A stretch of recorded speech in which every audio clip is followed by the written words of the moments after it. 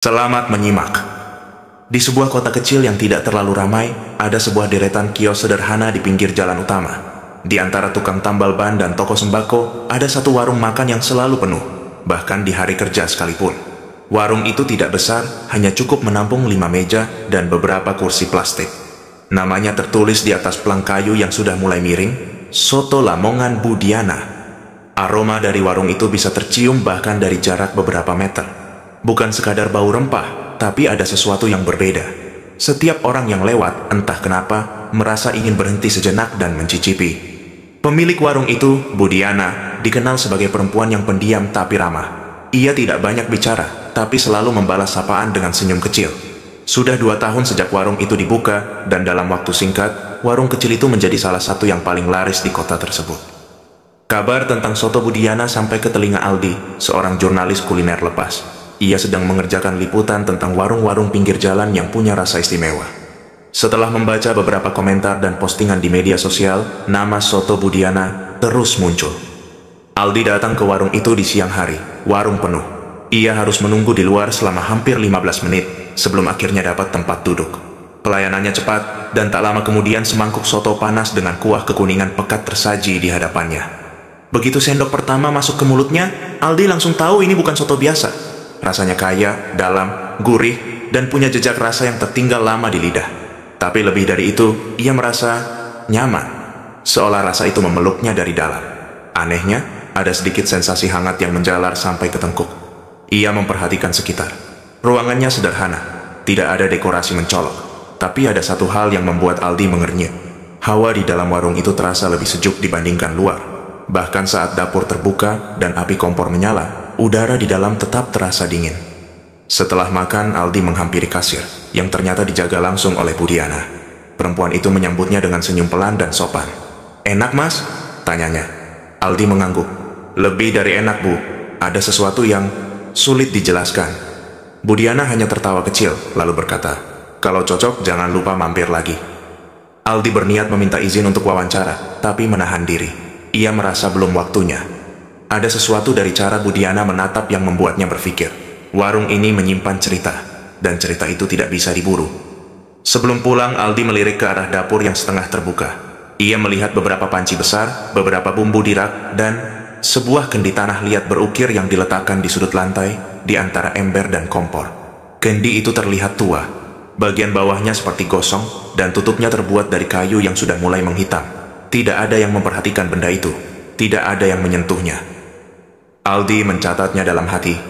Sore itu, ia menulis catatan ringan untuk blognya. Tapi dalam hati, ia tahu ini belum selesai. Ia merasa harus kembali. Bukan hanya untuk soto itu, tapi untuk rasa penasaran yang tumbuh pelan-pelan. Aroma dari warung Bu Diana tidak hanya tinggal di lidah, tapi juga di pikiran. Dan malam harinya, saat ia mencoba tidur, Aldi mendengar kembali suara dari warung itu. Bukan suara pelanggan, bukan suara panci, tapi suara kecil, seperti tawa anak-anak, samar, seolah terbawa dari sudut ingatannya. 2 hari setelah kunjungan pertamanya, Aldi kembali datang ke warung Soto Bu Diana. Kali ini ia memilih datang lebih awal, sebelum jam makan siang, saat warung belum terlalu ramai. Ia ingin mengamati lebih leluasa, dan jika memungkinkan, berbincang sedikit lebih dalam dengan pemiliknya. Saat tiba, ia melihat Bu Diana sedang mengatur bahan-bahan di meja dapur. Beberapa karyawan terlihat sibuk menyiapkan piring dan memotong bahan, tapi tidak banyak percakapan. Suasana warung terasa tenang, tapi ada semacam kehampaan yang tidak bisa dijelaskan. Hawa dingin juga masih terasa, padahal hari itu matahari cukup terik. Aldi kembali memesan soto. Rasanya tetap sama, kaya dan sulit dijelaskan. Namun hari itu, ia tidak terlalu fokus pada rasa. Pandangannya terus tertuju ke arah dapur, ke sudut di mana kendi tanah liat itu diletakkan. Kendi itu masih ada di tempat yang sama. Diam, seolah menjadi bagian dari lantai itu sendiri. Tidak ada yang mendekatinya. Bahkan saat salah satu karyawan hampir menyentuh area di dekat kendi itu untuk mengambil ember, ia terlihat ragu dan memilih mengambil ember lain di sisi yang berbeda. Setelah selesai makan, Aldi memberanikan diri menghampiri Bu Diana yang sedang mengelap meja. "Bu, maaf ganggu sebentar," katanya pelan. Bu Diana menoleh. "Iya, Mas. Saya dari media online kuliner. Saya tertarik menulis tentang warung ini. Kalau ibu berkenan, saya ingin ngobrol sedikit." Bu Diana tersenyum kecil, lalu mengangguk. "Boleh, tapi sebentar saja ya, Mas. Saya masih banyak yang harus disiapkan." Mereka duduk di bangku panjang dekat dapur, agak jauh dari pelanggan.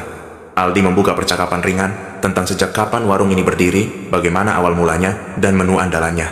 Semua dijawab dengan kalimat-kalimat pendek oleh Budiana. Ia tetap ramah, tapi tidak banyak bicara.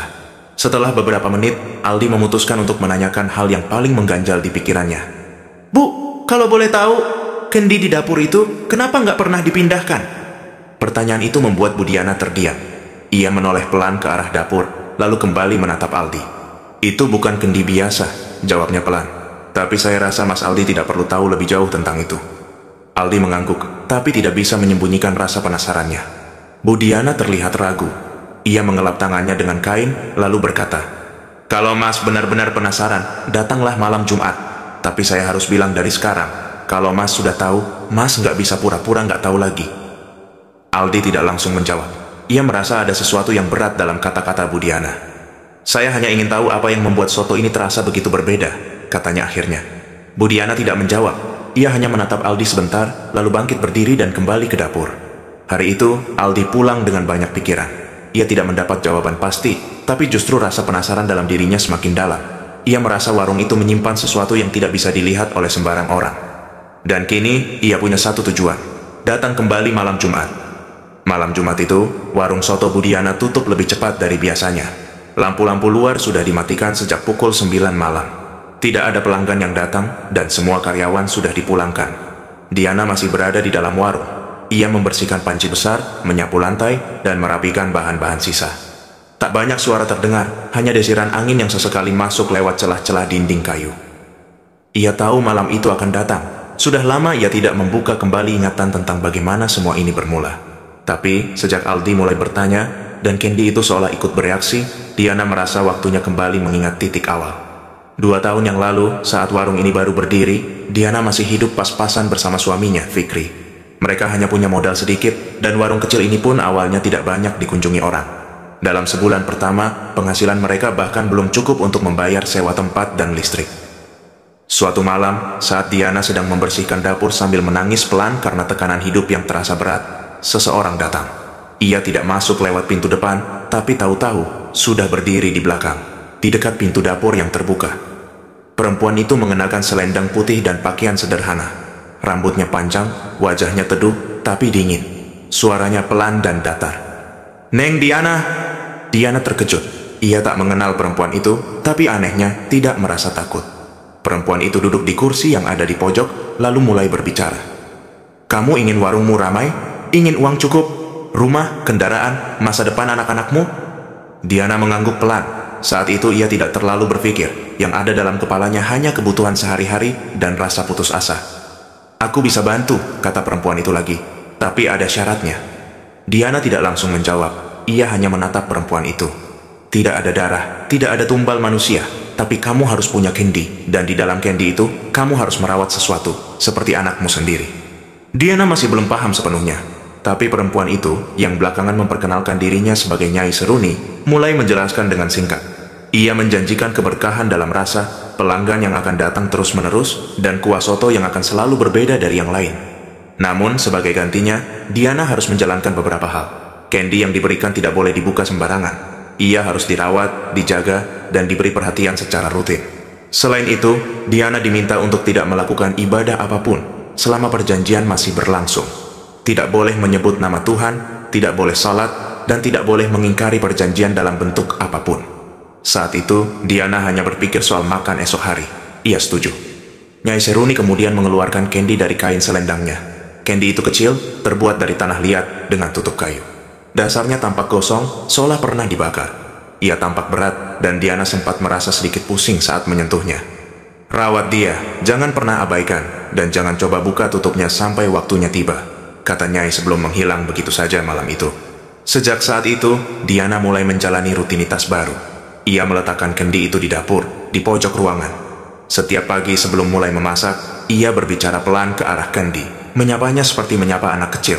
Kadang ia menyiapkan bunga kantil kering di atas penutupnya, seperti yang diperintahkan. Dan benar saja, pelan-pelan, warungnya mulai ramai. Pelanggan datang tanpa promosi. Mereka menyukai kuah sotonya yang beda dari yang lain. Bahkan ada yang datang setiap hari. Malam itu, 2 tahun setelah perjanjian dibuat, Diana kembali duduk di depan Candy, seperti malam pertama dulu. Tapi kali ini bukan untuk meminta, melainkan karena perasaan was-was yang sulit dijelaskan. Ia menyalakan lilin kecil di dekat Candy.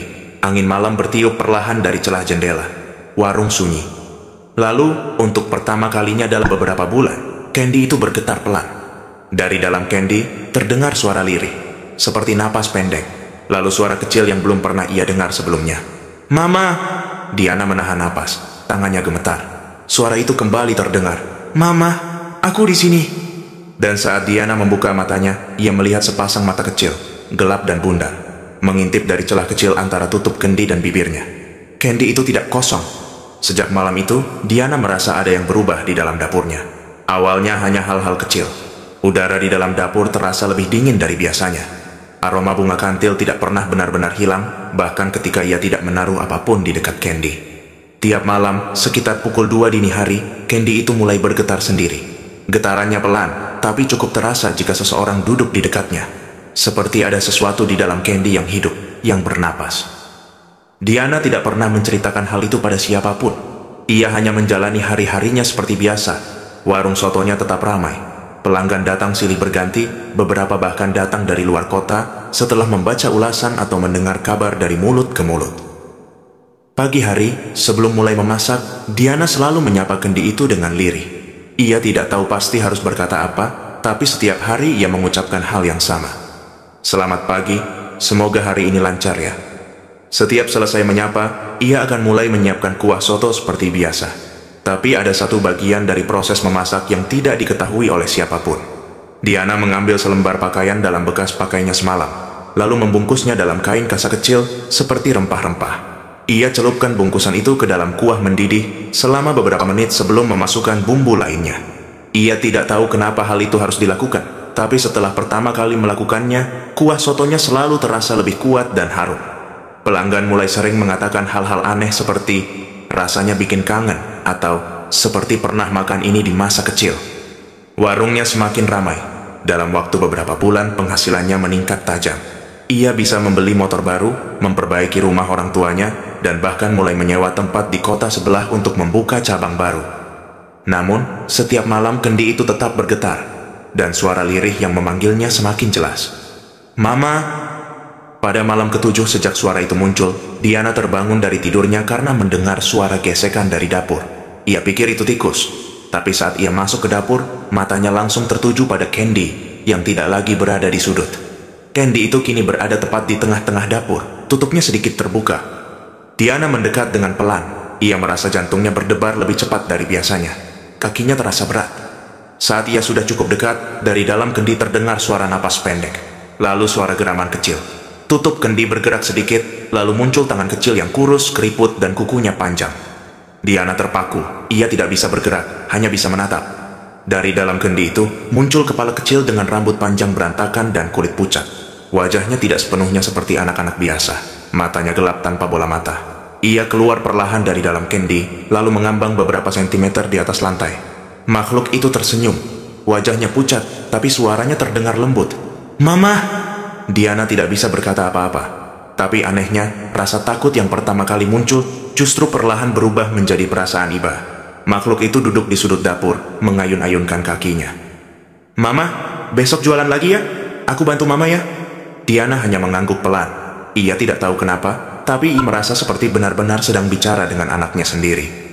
Di kepalanya tiba-tiba muncul sebuah nama. "Kliwon," bisiknya tanpa sadar.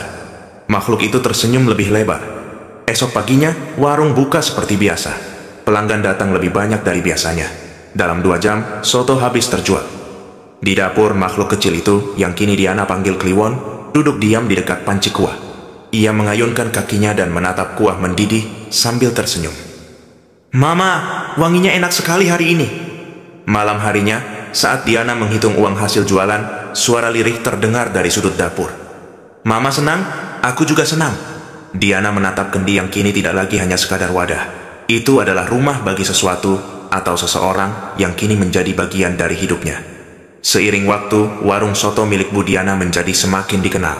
Tidak hanya di kotanya sendiri, tapi juga menyebar lewat media sosial, blog kuliner, dan video-video pendek para pelanggan. Banyak orang mulai menyebutnya sebagai warung soto paling enak di wilayah itu. Setelah 1 tahun berjalan, Diana merasa ini saatnya memperluas usaha. Ia mulai mencari tempat untuk membuka cabang di 2 kota tetangga. Semua berjalan lancar. Ia mendapat tempat strategis dan karyawan baru. Namun di dalam hatinya, Diana tahu bahwa yang membuat warung itu ramai bukan hanya soal bumbu atau pelayanan. Ada unsur lain yang selama ini menjaga rasa soto tetap kuat dan pelanggan selalu kembali. Candy itu, Kliwon. Diana mulai cemas. Ia sadar bahwa candy yang ia miliki hanya 1. Dan sejauh ini, Kliwon tidak pernah meninggalkan tempatnya di warung utama. Ia selalu muncul menjelang fajar, duduk di pojok dapur, dan mengawasi proses memasak. Membuka cabang berarti akan ada 2 dapur lain. Tanpa kendi, ia tidak yakin rasa sotonya akan tetap sama. Dan tanpa rasa yang sama, tidak akan ada pelanggan yang bertahan. Akhirnya Diana memutuskan untuk kembali ke Sumedang. Ia datang menemui Abah, orang tua yang dulu memperkenalkannya pada Nyai Seruni. Rumah Abah terletak di pinggir desa, jauh dari keramaian. Dengan membawa bingkisan dan sejumlah uang, Diana menyampaikan maksudnya. Saya ingin buka cabang, Bah, tapi saya butuh kendi lebih dari 1. Saya butuh lebih dari 1 Kliwon. Abah tidak langsung menjawab.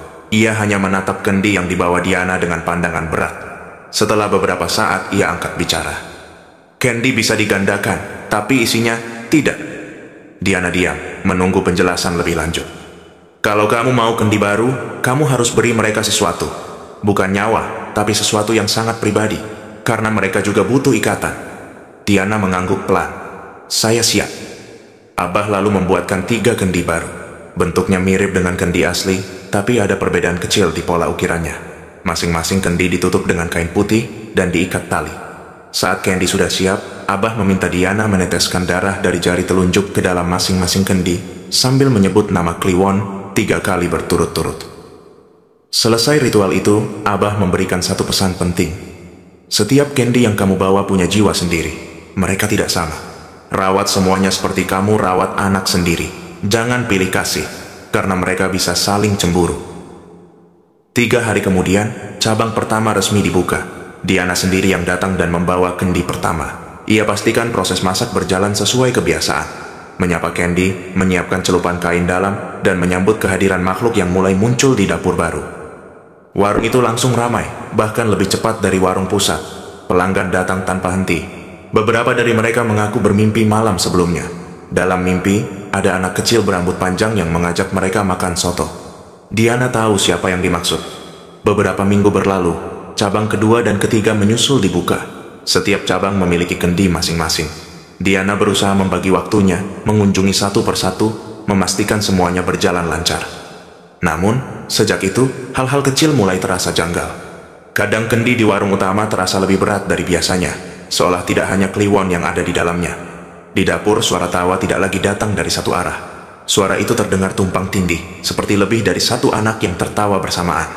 Pada suatu malam, saat Diana datang ke cabang kedua tanpa memberitahu siapapun, ia masuk ke dapur tanpa suara. Di sana, ia melihat 2 sosok anak kecil duduk berdampingan di pojok ruangan. Yang satu tersenyum seperti biasa, tapi yang satu lagi tidak. Wajahnya kosong, matanya menatap lurus ke arah Diana. Pandangannya dingin, tidak seperti Kliwon yang ia kenal. Diana mundur perlahan. Ia menutup pintu dapur dan keluar tanpa berkata apa-apa. Dalam hatinya, ia mulai merasa ada sesuatu yang salah. 3 kendi, 3 tempat, tapi perjanjian awal hanya dibuat sekali. Dan ia tahu, kalau ada yang merasa tidak diperlakukan sama, sesuatu pasti akan menuntut lebih. Sejak membuka 3 cabang, Diana tak pernah punya waktu luang. Pagi hingga malam, ia sibuk berpindah dari satu warung ke warung lain, memastikan semua berjalan sesuai dengan standar yang ia buat. Semua terlihat baik di permukaan. Pelanggan selalu ramai, karyawan bekerja seperti biasa, dan uang masuk setiap hari. Namun, di balik kesibukan itu, Diana mulai merasakan hal-hal yang sulit dijelaskan. Ia merasa lelah, bukan hanya secara fisik, tapi juga dalam pikirannya. Setiap kali ia berada di dapur salah satu warung, ia merasa seperti sedang diawasi. Kadang saat sedang memasak, ia mendengar suara langkah kecil di belakang, tapi ketika menoleh, tidak ada siapa-siapa. Warung pusat masih berjalan dengan baik. Kliwon masih muncul setiap pagi menjelang subuh, duduk diam di pojok dapur seperti biasa. Tapi Diana mulai menyadari sesuatu dari sikapnya. Kliwon tidak banyak bicara seperti dulu. Ia hanya duduk, kadang menatap ke arah kendi, kadang menatap Diana tanpa ekspresi. Di rumah, hubungan Diana dengan suaminya Fikri juga mulai berubah. Fikri mulai jarang berbicara. Ia lebih banyak diam, bahkan ketika berada di ruang yang sama. Suasana rumah tidak lagi hangat. Fikri sering mengeluh bahwa rumah terasa dingin, meskipun cuaca sedang panas. Rumah ini sekarang kayak kosong, katanya suatu malam saat mereka makan malam bersama. Kayak bukan rumah, Diana hanya menjawab singkat. Capek aja mungkin. Fikri tidak membalas. Ia hanya menatap istrinya sebentar, lalu kembali memandangi makanannya tanpa selera. Beberapa hari kemudian, Fikri memberanikan diri bicara lebih serius. Ia mengaku pernah melihat anak kecil di dapur rumah mereka. Anak itu duduk di kursi dan menggoyangkan kakinya. Tapi saat lampu dinyalakan, sosok itu hilang. Aku lihat dengan jelas deh, katanya. Tapi begitu aku nyalain lampu, dia udah nggak ada. Diana diam. Ia tahu persis siapa yang dilihat Fikri, tapi tidak mengatakan apapun. Hari-hari berikutnya, Fikri mulai tidur di ruang tamu. Ia mengatakan sering mimpi buruk kalau tidur di kamar.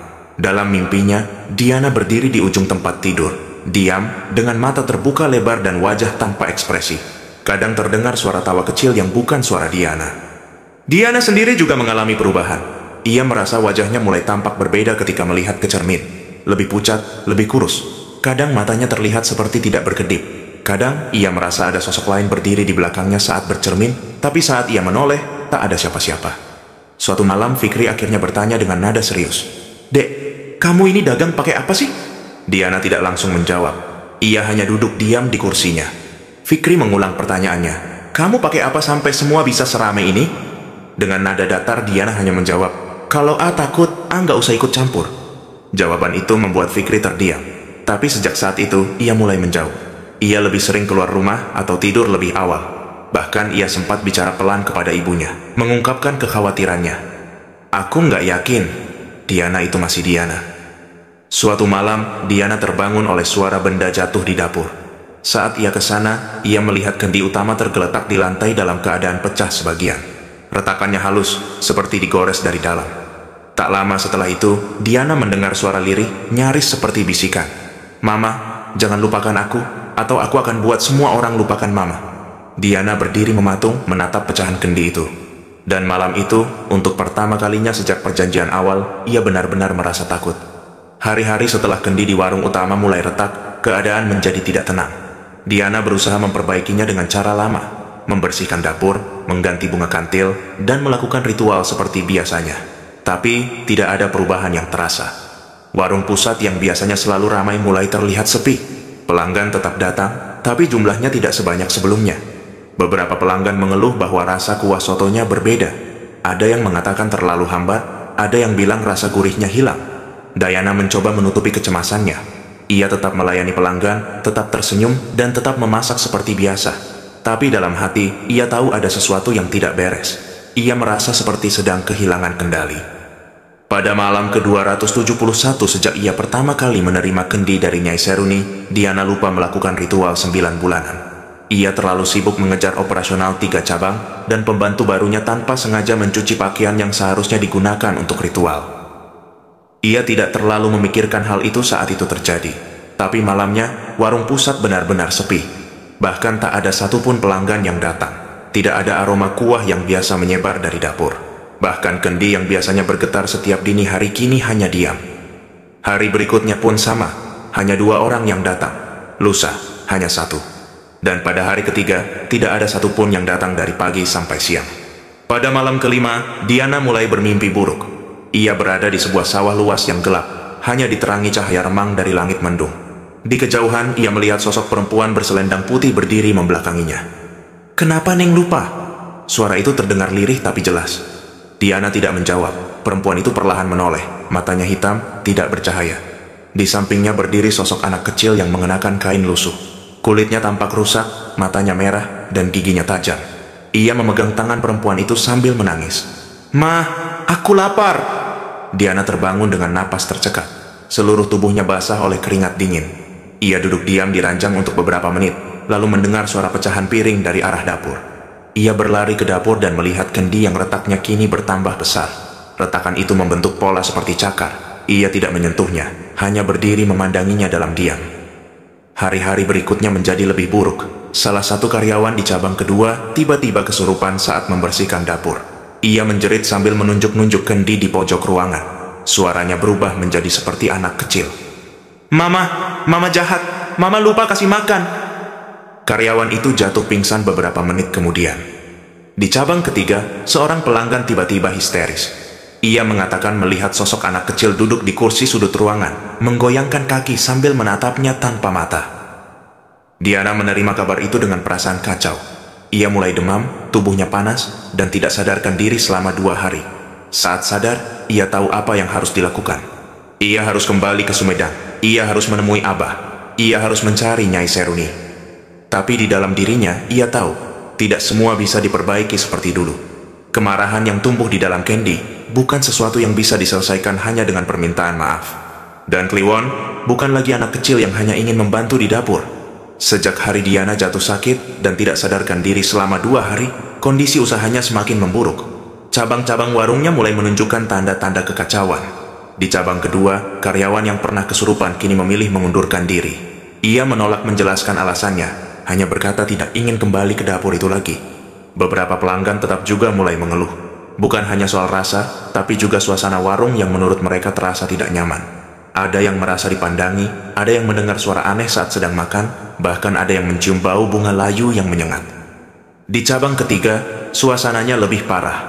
Salah satu pelanggan perempuan tiba-tiba berteriak saat keluar dari kamar mandi. Ia mengaku melihat sosok hitam kecil duduk di lantai, menggoyangkan kaki sambil tertawa. Tapi ketika diperiksa, tidak ada siapapun di sana. Karyawan lain mulai membicarakan hal-hal yang janggal. Panci bisa mendidih tanpa api, lilin yang baru dinyalakan bisa langsung padam, dan Candy yang kadang berpindah tempat sendiri, meskipun tidak ada yang menyentuhnya. Diana mencoba tetap tenang, tapi pikirannya tidak bisa fokus. Ia merasa semua Candy mulai berubah. Mereka tidak lagi terasa seperti benda mati. Mereka seperti makhluk hidup yang bisa merasa. Dan kini mereka sedang marah. Di rumah, kondisi Fikri makin memburuk. Tubuhnya lemah, wajahnya pucat, dan ia sering menggigil di malam hari. Ia tidak pernah menyebutkan apa yang ia alami, tapi Diana tahu. Ia mulai melihat tanda-tandanya. Setiap malam, kendi yang pernah diletakkan di dapur rumah selalu berpindah tempat. Kadang ke ruang tamu, kadang ke kamar tidur, bahkan pernah muncul di teras rumah saat pagi hari. Suatu malam, Fikri berkata pelan, "Dek, hentikan semua ini. Apapun yang kamu mulai, tolong akhiri sekarang." Diana tidak menjawab. Ia hanya duduk di ruang makan sambil menatap lantai. Ia tahu permintaan itu masuk akal. Tapi ia juga tahu tidak semudah itu melepaskan semuanya. Ia sudah terlalu dalam. Malam berikutnya, Diana kembali ke dapur pusat. Ia menatap kendi retak yang masih tergeletak di pojok ruangan. Ia menyalakan lilin kecil dan membakar bunga kantil terakhir yang ia punya. Ia berharap ada keajaiban, tapi tak ada suara, tak ada getaran, tak ada tanda-tanda kehidupan dari dalam kendi. Kliwon tidak muncul. Biasanya menjelang subuh, Kliwon akan duduk di pojok dapur, menggoyang kakinya sambil menyapa Diana. Tapi malam itu dan malam-malam berikutnya, tidak ada siapa-siapa. Dapur terasa kosong, tapi sekaligus menakutkan. Diana mencoba memanggilnya pelan. "Kliwon, kamu di mana?" Tidak ada jawaban. Pagi harinya, warung dibuka seperti biasa. Tapi pelanggan yang datang bisa dihitung dengan jari. Bahkan pelanggan tetap tidak muncul. Satu pelanggan sempat berkata, "Rasanya beda, Bu, kayak kosong." Kata itu membuat Diana terdiam cukup lama. Hari-hari berikutnya, ia mulai kehilangan semangat. Panci soto yang dulu selalu habis kini sering tersisa. Beberapa bahan makanan terbuang. Uang masuk menurun drastis, dan suasana rumah makin mencekam. Suatu malam, Diana duduk di dapur, sendirian. Ia menyalakan lilin, lalu menatap kendi retak itu dalam waktu lama. Ia tidak tahu harus melakukan apa. Ia merasa seperti ibu yang kehilangan anaknya. Tapi di dalam hatinya, ia juga sadar, ini bukan soal kehilangan. Ini soal diabaikan. Ia tahu Kliwon marah, karena ia lalai, karena ia lupa, dan karena ia terlalu sibuk dengan cabang-cabang baru. Ia membagi perhatian ke semua tempat, tapi lupa pada satu yang paling awal. "Mama minta maaf," bisiknya pelan. Tapi tidak ada suara yang menjawab. Diana menatap kendi itu lebih lama. Dan untuk pertama kalinya, ia merasa ketakutan berubah menjadi penyesalan. Setelah berminggu-minggu dihantui perasaan bersalah, Diana akhirnya memutuskan untuk kembali ke Sumedang. Ia merasa semua cara yang ia lakukan untuk memperbaiki keadaan tidak membawa hasil.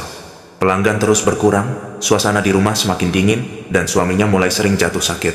Ia membawa kendi utama, yang sekarang retaknya semakin jelas, dibungkus dengan kain putih, dan diletakkan dalam kotak kayu kecil. Perjalanan ke Sumedang terasa berat, bukan karena jarak, tapi karena perasaan di dalam dirinya sendiri. Ia tahu perjalanannya kali ini bukan untuk meminta tambahan keberuntungan. Kali ini, ia datang untuk mengakhiri. Sesampainya di rumah Abah, pria tua itu menyambutnya dengan wajah muram. Ia tidak banyak bertanya, seolah sudah tahu kenapa Diana datang. "Kamu datang terlambat, Neng," kata Abah sambil mempersilahkan Diana duduk di ruang tengah. Diana tidak langsung bicara. Ia membuka kotak kayu itu pelan dan menunjukkan kendi yang kini terlihat seperti akan pecah kapan saja. "Aku mau mengakhiri semuanya, Bah. Aku sudah nggak kuat. Aku nggak mau kehilangan semuanya," katanya pelan. Abah mengangguk. "Kalau memang kamu mau mengakhiri, kamu harus lepas semuanya. Bukan cuma candy, tapi semua yang kamu dapat dari perjanjian ini." Diana terdiam. Ia tahu maksudnya. Artinya, ia harus siap kehilangan seluruh usaha yang telah ia bangun. Warung, cabang-cabang, uang, dan mungkin nama baiknya. "Aku siap," jawabnya akhirnya. Abah menghubungi seorang ustaz yang ia percaya. Mereka sepakat melakukan proses pelepasan malam itu juga di tepi laut. Menjelang senja, mereka bertiga berangkat menuju pantai yang sepi. Ustaz membawa beberapa peralatan untuk doa, sementara Abah membawa dupa dan bunga kantil sebagai pelengkap ritual. Langit mendung. Angin laut berhembus kencang. Suasana di pantai terasa lebih sunyi dari biasanya. Diana menggenggam kotak berisi kendi dengan kedua tangan. Saat mereka tiba di ujung dermaga tua, Ustaz mulai membaca ayat-ayat pelepasan. Abah menaburkan bunga di sekitar mereka. Diana berdiri di tengah-tengah, menatap laut dengan wajah yang campur aduk antara takut dan pasrah. "Kendi ini, begitu menyentuh laut, ikatanmu akan putus," kata Ustaz. "Tapi ingat, yang pergi bukan cuma bebanmu. Kemudahan pun akan ikut tenggelam." Diana mengangguk. Matanya berkaca-kaca. Ia tahu risikonya. Dengan hati-hati, ia membuka kotak kayu itu. Kendi itu kini tampak lebih berat dari sebelumnya. Saat ia mengangkatnya, angin berhembus lebih kencang. Ia berdiri di pinggir dermaga, lalu melempar kendi itu jauh ke tengah laut. Kendi itu melayang sebentar di udara, lalu jatuh ke air dengan bunyi pelan. Beberapa detik kemudian, permukaan laut tampak tenang. Tapi tiba-tiba terdengar suara seperti tawa kecil. Lalu diikuti oleh suara jeritan singkat, nyaring, namun cepat menghilang. Laut kembali tenang. Tidak ada bekas apapun. Diana berlutut di lantai dermaga. Ia tidak menangis, tapi matanya kosong. Tubuhnya terasa ringan, tapi pikirannya masih belum bisa benar-benar tenang. Ustaz menepuk pundaknya. "Lepaskan dengan ikhlas. Yang pergi biarlah pergi. Yang tertinggal, itulah yang harus kamu jaga." Malam itu, mereka kembali ke rumah Abah dalam diam. Diana bermalam di sana sebelum kembali ke kotanya esok hari. Untuk pertama kalinya dalam setahun terakhir, ia bisa tidur tanpa suara, tanpa tawa kecil, tanpa bau bunga kantil. Setelah kembali dari Sumedang, Diana merasa seperti orang yang baru keluar dari lorong gelap yang panjang. Wajahnya tampak lebih tenang, meskipun jelas terlihat lelah. Ia tidak membawa apa-apa selain pakaian dan satu tas kecil. Candy sudah dilarung ke laut dan semua proses pelepasan telah dilakukan. Sesampainya di rumah, suasananya masih terasa dingin, tapi berbeda dari sebelumnya. Bukan dingin karena ketakutan, melainkan karena kosong. Tak ada suara-suara aneh dari dapur. Tak ada bau bunga kantil. Tak ada Candy yang berpindah tempat di malam hari. Fikri menyambutnya dengan wajah datar, tapi kali ini tidak ada lagi tatapan curiga atau takut. Ia hanya bertanya pelan, "Sudah selesai?" Diana mengangguk, "Sudah." Malam itu, mereka makan malam bersama tanpa banyak bicara. Tapi untuk pertama kalinya dalam beberapa bulan terakhir, tidak ada ketegangan di antara mereka. Setelah makan, Fikri duduk di ruang tamu sambil minum teh, dan Diana membersihkan meja dapur tanpa merasa diawasi. Beberapa hari kemudian, Diana mulai membereskan administrasi cabang-cabang warungnya. Ia menyadari bahwa tanpa bantuan itu, bisnisnya sudah tidak bisa bertahan. Ia mencoba tetap buka beberapa hari, tapi pelanggan terus berkurang. Akhirnya, ia memutuskan untuk menutup semua cabang dan hanya mempertahankan warung pusat, itu pun dengan jadwal buka yang tidak menentu. Sekarang ia hanya memasak dalam jumlah sedikit, sekadar untuk mengisi waktu, dan kalau ada pelanggan yang datang, ia tetap melayani dengan baik. Tidak ada lagi antrean panjang, tidak ada lagi aroma kuah yang menyebar kuat seperti dulu, tapi semua berjalan dengan lebih tenang. Suatu pagi, seorang tetangga datang ke warung dan bertanya, "Bu Diana, kok sekarang warungnya sepi terus? Nggak rame lagi ya?" Diana tersenyum. "Iya Bu, sekarang bukannya jarang-jarang, cukup buat makan sendiri aja." Tetangga itu tertawa kecil, lalu pergi setelah membeli 2 bungkus soto. Diana hanya duduk diam setelahnya, menatap dapur yang kini bersih dan kosong. Panci besar yang dulu selalu mendidih kini jarang dipakai, tak ada kendi di pojok ruangan. tak ada yang memanggil mama. Namun, dalam kesunyian itu, Diana justru merasa lebih damai. Malam harinya, ia duduk di dapur sendirian. Ia menyalakan satu lilin kecil, bukan untuk ritual, tapi hanya karena lampu dapur kebetulan mati. Ia menatap pantulan cahaya itu di permukaan panci, lalu melihat bayangan wajahnya sendiri. Wajahnya tampak lebih tua, tapi tenang. Ia menarik napas pelan dan tersenyum sedikit. Lalu ia berdiri, mematikan lilin, dan menuju kamar tidur. Untuk pertama kalinya, Diana tidur tanpa rasa was-was. Tak ada suara napas dari pojok ruangan. Tak ada bayangan kecil yang duduk di kursi. Tak ada nama yang terngiang-ngiang di kepala. Hanya sepi, tapi sepi yang bisa diterima. 3 minggu setelah Kendi dilarung ke laut, hidup Diana perlahan kembali stabil. Meski secara ekonomi tidak sebaik dulu, ia merasa lebih tenang. Warung pusat masih buka, tapi hanya 2-3 kali dalam seminggu. Tergantung suasana hati dan kondisi rumah. Ia sudah tidak lagi memikirkan omzet besar atau antrean panjang. Fikri juga mulai membaik. Wajahnya tidak sepucat sebelumnya, dan badannya mulai kembali kuat. Ia tidak lagi tidur di ruang tamu. Setiap malam, ia dan Diana kembali tidur di kamar yang sama, meski tidak banyak bicara. Setidaknya suasana rumah terasa lebih manusiawi. Namun ketenangan itu tidak berlangsung lama. Pada suatu sore yang sepi, seorang ibu muda datang ke warung bersama anak laki-lakinya yang berumur sekitar 5 tahun. Mereka duduk di meja paling depan. Diana menyapa seperti biasa dan menyajikan soto. Sang ibu mulai makan, tapi si anak hanya duduk diam, tidak menyentuh makanannya sama sekali. Diana yang sedang membersihkan meja di dekat dapur mendengar si ibu bertanya pelan kepada anaknya, "Kenapa nggak dimakan? Nanti keburu dingin." Anak itu menoleh sedikit dan menjawab lirih, "Aku takut, Ma." Sang ibu mengerutkan kening. "Takut kenapa?" Anak itu menunjuk ke arah dapur. Di dapurnya ada anak kecil. Dia nggak punya mata. Diana yang mendengar itu langsung berhenti mengelap meja. Ia menoleh perlahan ke arah dapur yang pintunya terbuka sedikit. Tidak ada siapa-siapa di sana. Tapi hawa dingin tiba-tiba terasa menyusup ke lehernya. Ibu anak itu tidak terlalu memperhatikan. Ia hanya menenangkan anaknya dan mengajaknya makan. Setelah selesai, mereka pulang tanpa banyak bicara.